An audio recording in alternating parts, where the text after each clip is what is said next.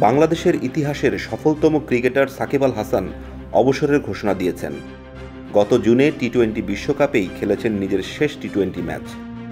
দক্ষিণ আফ্রিকার বিপক্ষে আগামী অক্টোবরে ঘরের মাঠে সিরিজ দিয়ে অবসর নেবেন টেস্ট থেকে। তবে ওয়ানডে খেলতে চান আগামী বছরের ফেব্রুয়ারিতে অনুষ্ঠেয় চ্যাম্পিয়ন্স ট্রফি পর্যন্ত।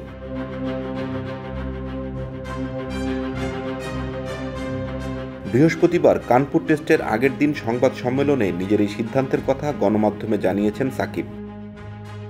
সম্প্রতি তার চোট ও পারফরম্যান্স নিয়ে নানামুখী প্রশ্ন উঠেছিল। সেই সঙ্গে রাজনৈতিক পট পরিবর্তনে কোণঠাসা অবস্থায় আছেন তিনি। আওয়ামী লীগ সরকারের পতনের পর গত নির্বাচনে সংসদ সদস্য হওয়া সাকিবকে একটি হত্যা মামলাতেও আসামি করা হয়েছে। এছাড়া শেয়ার বাজার কারসাজির অভিযোগে তাকে সম্প্রতি 50 লাখ টাকা জরিমানা করা হয়েছে।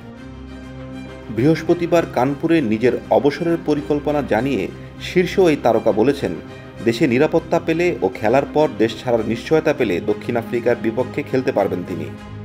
আর না হলে কানপুরই হবে তার বিদায়। এটা আমার ইচ্ছে, মিরপুরে খেলে বিদায় নেয়া। আমি বিসিবিকে জানিয়েছি, তারাও একমত হয়েছেন। তারা যদি আমাকে নিরাপদে মিরপুরে খেলার সুযোগ দেন ও দেশ থেকে বাইরে যাওয়ার পরিস্থিতি করে দেন, তাহলে দক্ষিণ আফ্রিকার বিপক্ষে মিরপুর টেস্ট পর্যন্ত খেলতে চাই। এটা আমার ইচ্ছে। যদি সেটা করা সম্ভব না হয়, তাহলে কানপুর টেস্ট সম্ভবত আমার শেষ টেস্ট।